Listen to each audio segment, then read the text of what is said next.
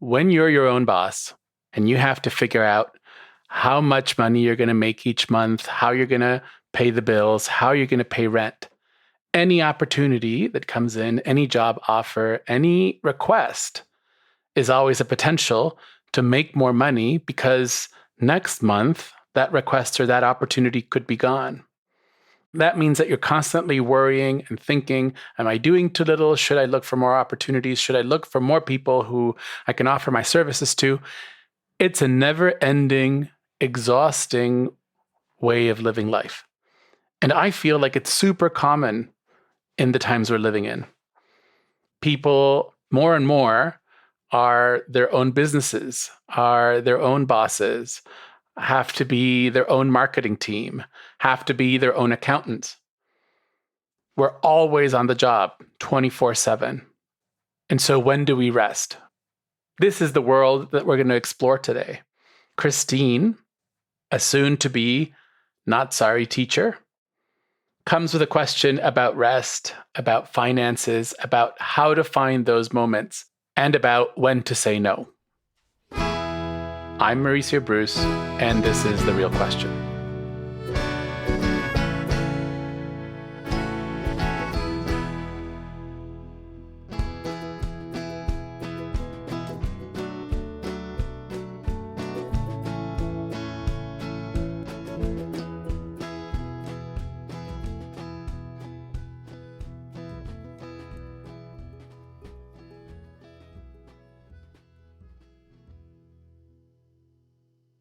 Hi, Christine. Welcome to the show. How are you doing? I'm well. How are you? I'm great. Thank you.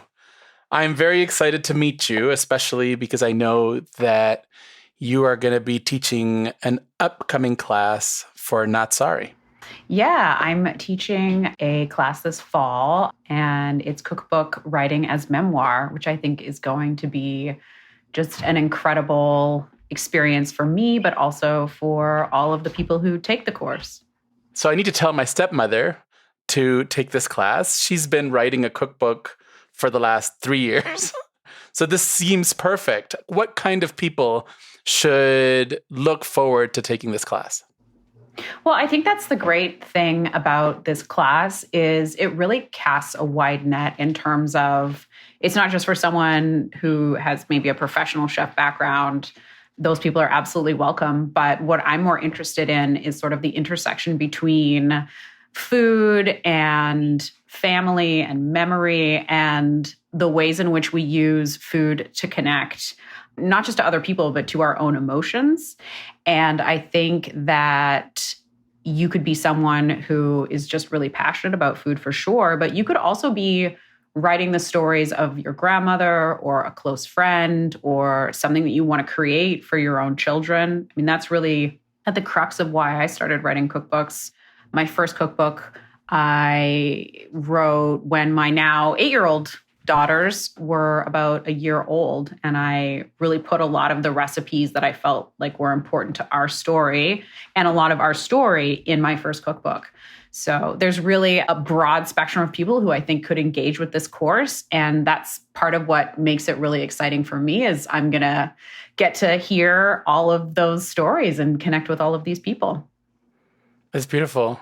I think this is going to be a really deep class, actually. It'll lead people through food into deep places within themselves, their family memories, their emotions, as you said. I think that's exciting. Yeah, I really am so looking forward to it. And I've made my career working in food now, and I still find it to be, we have kind of dinner parties at our house here in Nova Scotia. You know, the way that all the walls come down when someone has the right bowl of soup or is eating a meal that makes them feel a certain way, you know, there's nothing else like it. Because you're incredibly present and, you know, a lot of your senses are kind of activated. And I think it's such a special thing. And to be able to talk to people about what lights them up, what connects them, it's just going to be, I think, amazing. And to hear all these different stories, because my kind of food culture, very different than other people's. Mm-hmm. Finding the really specific foods or the really specific memories and sort of teasing them out of people, it's wonderful. And then you end up with a whole new set of food memories and maybe enough for a whole other book. So Okay. So class begins October 5th. It runs October and November. And people can sign up at notsorryworks.com. Yeah, absolutely. I'm excited to hear your and everybody else's experience and read a bunch of different, really interesting stories connected to food. Absolutely. But you've come here to ask a question, and I'm wondering what question you brought us today. So the question I'm here to ask is, should I begin saying no to opportunities? Okay. Before we even enter the world of that question, what prompted it? Can you give me a little bit of context or a little bit of information? Well, I think I have become, to some extent, a bit of a workaholic. I think that I have, particularly since my older daughters were born, just said yes to absolutely everything, to the point where almost every kind of minute, even when I'm quote unquote on vacation or on a break, there's something that I should be doing. And I do love work, and work really fills me up. But I think that, especially because my work is in food sometimes, I've done that thing where I've sort of turned my hobby into my profession. And I have, I think, lost the ability to rest. Beautiful. So that last phrase in your context, I've lost my ability to rest, I think is really key. When you think about rest, what does that mean for you? What do you associate or what do you think about when you think of rest? Well, I think rest is lazy. From the minute I'm awake, I'm sort of going. And it's often either work-related or in the service of other people. I have my husband, who is lovely, but does require some maintenance. And then I have my 8-year-old daughters, and I have my other daughter, Theodora, who will be 2 in October. So it's pretty nonstop. And then I am sort of layering different things on top of that. And it does feel like things are kind of bubbling up work-wise all the time. And I will say that I have said no to a couple of things lately that didn't feel right and didn't feel authentic to me. And it's agonizing to actually say no, and even to sort of go down the road of starting some projects and then saying this isn't good. But I guess that's kind of what's got me thinking, well, maybe I should say no more. And I keep coming back to these little sort of nuggets that you say, rest is lazy. I'm just curious, Christine, when you imagine yourself resting, what do you do? What do you do for rest? What is the image for you of rest? Well, I don't know how people rest, actually. Do they just lay down? I mean, that's what my husband does. Yeah. And I think my inability to rest, I know it affects his ability to rest, because when he does lay down, I sort of say, well, couldn't you be doing X, Y, and Z? And I actually think that this is one of the reasons why he and I are such a great duo, is because we have sort of leveled each other out in a really nice way. Because when I first met him a few years ago, I mean, I was at that point like very nonstop, even though we're just coming out of COVID, but I was working a full-time job, shooting a TV show. I was wrapping up one cookbook. I was writing another one, had 2 kids. Yeah. Probably renovating a house. Oh my gosh. It was crazy. It's crazy. And yeah, I think I sometimes feel like if I stop, all those balls that I have in the air will drop. Mm-hmm. So I have to keep everything going. If I stop, all the balls fall. And you just said you've said no to a couple of things recently. And I want to know what that felt like. You kind of described it, but I'd like to just go in there just a moment. So one time, like the ask was so egregious. It was going to be like pulling a rabbit out of a hat for many, many people. And I've done incredible things. Like I've helped facilitate dinners for hundreds of people and functions and all this stuff. But it was just going to be me. And like, I almost felt a little taken aback by the ask. And it was sort of like an obvious no. And then the other big no was I had started a project for someone that I really personally liked, but professionally just did not have synergy with. And I found that the work, I didn't feel like I could engage with it. It was actually, there was too much ChatGPT, if I can say that. And again, it was kind of like mislaid expectations. And I was working and I felt very obligated to work this job, both because I believe very strongly in the actual company, but also because I like this person. But the work was making me quite stressed and quite miserable. And it was a big kind of financial challenge to say no. But the minute that I said no, I felt a tremendous sense of freedom, and it actually cleared space for me to start thinking about, well, what else could I do to make up that income, which has been great, actually. Okay. So would you say what I'm hearing there is you can say no when something is inauthentic to you or seems impossible? Yes. So now that we have sort of all of this context, Christine, let's go back to the question, should I begin saying no to opportunities? Can you tell me where that's coming from? Well, I think where, there is this piece that for me, again, is fear that all the balls are going to drop, or that there won't be enough, or that I won't be able to provide, maintain our lifestyle, and we're not fancy. There's a lot of humbleness to the way that we live. So I just want to make sure that if I'm turning down work in particular, are the scales going to tip where something will bubble up that it's going to be enough? Like, am I going to have enough if I say no to things that really aren't for me? And I think too, part of this is again, this historic always saying yes. And there is a piece too where, when the girls were little, I mean, I was in a very bad financial situation and I got myself out. Big time. And I said yes to everything. Like, I was working full time.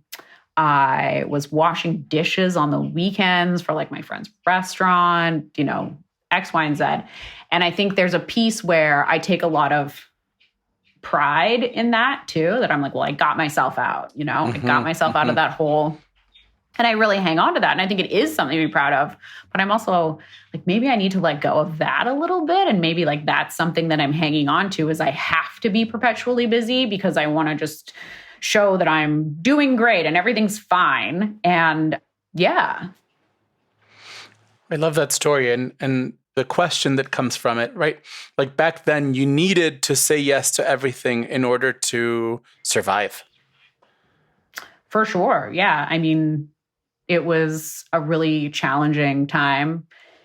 I maybe even wasn't fully aware of sort of the gravity of the situation, because I also just had this mentality that, well, if I just work hard enough, it'll work out. And it did, it very much did. But then I think that there's also, now I'm older and wiser and like I've seen things fall apart. And I just worry that they could still fall apart. Like, I feel like I got out and then, I don't know, the world, like, being a little self-indulgent here, but I think that to be a parent in this time, I think it's the most stressful it's ever been, because it's almost impossible to survive on one income if you're, average people. Mm-hmm. But then you layer on things like social media and the things that are happening in the world. And I think it's incendiary because you just never have a break. And I think when you do take a break, especially if you're just like lightly scrolling on your phone, all of a sudden it's like, boom, like some terrible piece of news just like floats onto your screen. And you're like, well, there it goes, you know? And it's interesting because I've started doing these supper club sort of things. And it takes me probably a full day and a half to do the supper club and then another day of cleaning. And, you know, when I'm doing it, like I am like hand rolling the potato bread. I'm baking the cakes, you know, I'm like whisking, I'm running around, I'm cleaning everything. But at the end of the day, I feel really good. Even though it's been like a 14-hour day and like my hip hurts, I feel really happy and satisfied at the end of the day.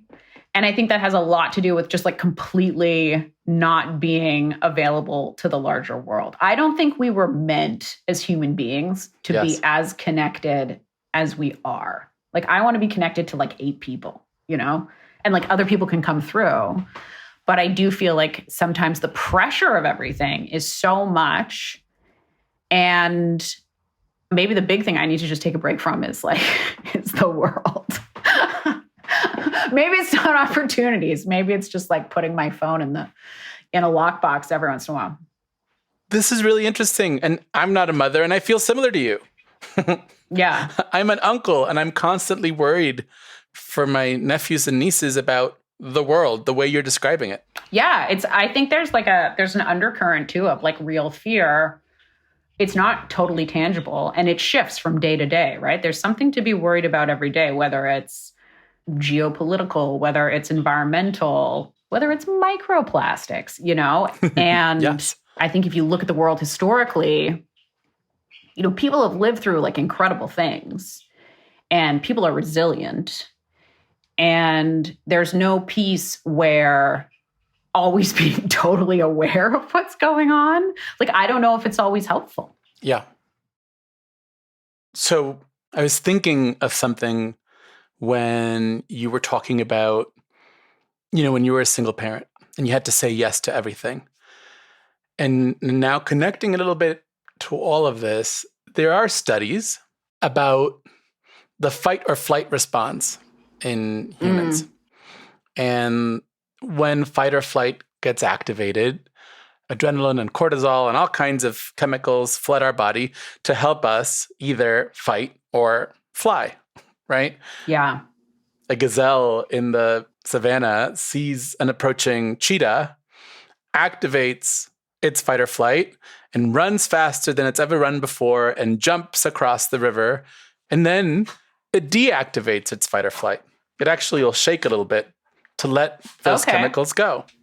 Us humans, every day we're getting activated by things we're seeing on social media, by something that happened in the house, by, you know, the thought of like what the kids are going to do in 10 years with climate change. And so we're living in a constant state of fight or flight. Yeah. Trying to figure, how do I fight this? How do I defend my tribe, my family, my kids from this? Or where do we go? How do we fly? And so this has our brain constantly activated and our body constantly activated.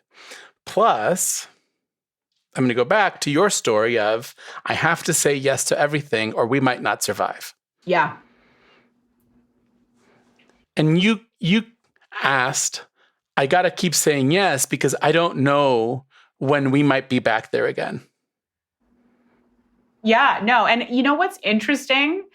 Because we moved we're more or less in the woods now. I mean, we're pulled back from a larger road, but we're really tucked into the woods. And of course, I've started growing my own food. And, you know, one of the things that it's about as close to rest as I get is the garden now. And the garden has, you know, a couple different purposes.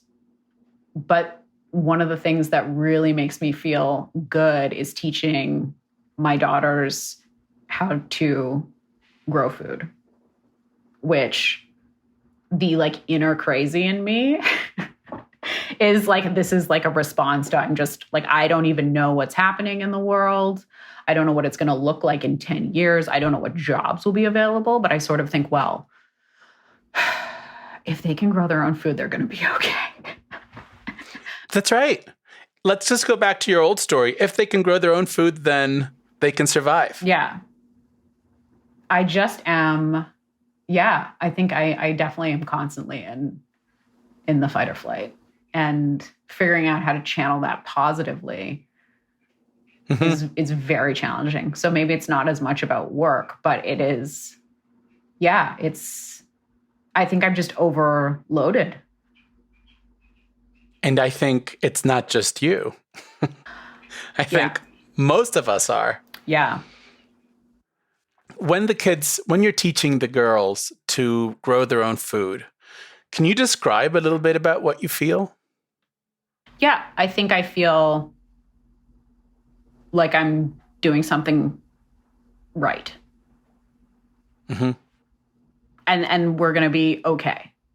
So fight or flight is all about fear. And one of the ways that we deal with fight or flight is finding safety, finding things that make us feel safe or that give us a sensation of safety. And so when you were talking about, taking the girls out and teaching them how to grow their own food, that's a very literal and very direct way to make sure that you and yours will be safe. Mm-hmm. And you know that when they're out there ruining your garden, instead of being on a screen, for example, you're doing something that's keeping them safe and they are being safe. Yeah. And so for me, what we're touching here, the way the questions turned, this is about finding ways for Christine to feel that her family is now safe. Yeah. Coming from a place of a lot of danger and in a world that is filled with danger, how can you build with your husband, with your girls, a place that feels safe? And then your body can rest. This is not about learning to throw yourself on the bed and watch television or, do nothing, which you already feel that's lazy. Yeah. There's so much I can do. But it's about how to feel safe within the world and from the story that you lived 8 years ago. Yeah. Well, and I think, I've talked about these dinners that I'm doing and the way that I feel afterwards, because people come and just relax, very physically and very much, again, very present, connected to the food, of course. I mean, I'm cooking over live coals and you're seeing all the food in front of you and you're meeting strangers and you're in this sort of idyllic setting. And I think being able to create that for other people, that is very much what I see as part of my life's work. And I think sometimes maybe I'm not sort of tuned into how I'm doing it for myself. But in those moments, we are all in it together. And I think I am doing it for myself. And I actually, because we had one yesterday, but I actually, even this morning, I woke up and I look different. I look brighter. And it really is interesting when you have these moments where you're doing, again, work that is meaningful. It's not about rest, maybe. It's about recharge, if I could say that, when you're kind of filling up and figuring out more ways to do that. I think that's where it is. But you talked about doing what you love, being passionate, living joyfully, and creating joy for others. This is part of your mission a little bit. Mm-hmm. When I can create these little pockets of safety for my own tribe, but also as it ripples out, that feels really wonderful. And it feels well, how far could those ripples go? Yes. I'm very in the moment and I'm able to feel the safety. I feel very safe when I'm basically serving other people, which is kind of funny. So you've mentioned this a couple of times, and it's like being in the moment. When you're serving all those people, you feel in the moment. When you're teaching your girls how to grow their own food, you feel in the moment. And there's something about being in the moment that gives you safety, because your head is not in 3 years when there could not be safety, or when climate change could be worse, or when. Yeah. Actually, when too, I will say, when I'm looking for mushrooms, when you look for mushrooms, you go into the woods and you're not looking straight ahead. You're looking side to side, and you're looking not necessarily for something obvious. You're looking for sort of like changes in color, changes in pattern. And it's something that does require some focus. And I sort of got into it during COVID, almost strictly from the perspective of like needing to feed my family and not really being able to go to grocery stores. I would go on these long walks and pull wild leeks out of the ground, and kind of one thing led to another. And the more I've learned about mushrooms, the more they make me feel really safe, because of course there's this huge, almost like a web of, it's called mycelium, but it's the roots of mushrooms that are just below the surface that you've probably seen before. But when I think about something like climate change in particular, this big mycelium blanket makes me feel really like a little bit more secure. I'm like, mushrooms are on it, you know? And there's mushrooms that are doing all kinds of really interesting things. Like they found like the mushrooms that can basically eat plastic. There's mushrooms that they can make almost like a leather out of. There's like all kinds of great things about mushrooms. And so mushrooms make me feel really safe. Mm-hmm. But here in Nova Scotia recently, and I think this has given me, again, like it's just made me a little bit tenser than usual, because of the wildfires and the fire ban, they've actually shut down all the walking trails. So I can't go into the woods anymore. You're not allowed in the woods. And it's been really difficult, because that is something that I would do when I felt really stressed, was go into the woods and go looking for mushrooms. And now I can't look for mushrooms anymore. But this idea, this metaphor that you just used about looking for mushrooms, not looking straight ahead and looking side to side. There's something very wise about that if we think about that for life. Mm-hmm. If I don't look straight ahead, and I'm talking about, you know, looking into the future, trying to look into what's going to happen next year or next year or next year, and I'm just looking side to side at my kids, at my husband, at the supper clubs, at the things that I have right here in this moment in front of me, there's something in you that feels safer, is what I'm understanding. Yeah. Yeah. No, I mean, I think the future is full of anxiety. And unknown. Yeah. Well, but I think that's the nice thing about the mushrooms, is that you're like, well, good things could happen, you know? Yes. They're just like a reminder of like the potential. And I think that's something that we all need. I love that. The mushrooms are a reminder of the potential, mm-hmm. of possibilities that are not just the ones my brain concocts, but of other possibilities. Absolutely. Like, I mean, something that I have been saying since COVID, and COVID was a difficult time for a variety of reasons, but I sort of was able to create this upward spiral during that time. And I think mushrooms were a big part of that. But I would say that the world is full of solutions. And I do try and kind of like dip into that as much as I can. And I think the last few months with all the stuff that's going on, I think I've maybe lost a little bit of sight of that. But yeah, the world is full of solutions. All right, Christine. So as we get ready to close this, I just want to bring us back to the question which you brought us, which was, should I begin saying no to opportunities? And I'm wondering how you're sitting with that, what you're feeling, what you're thinking. So sort of sitting with the question, I think a lot of other things bubbled up, but I think maybe it's not so much about saying no to more opportunities. It's being thoughtful about which ones I'm taking on and kind of being aware of how they're going to make me feel.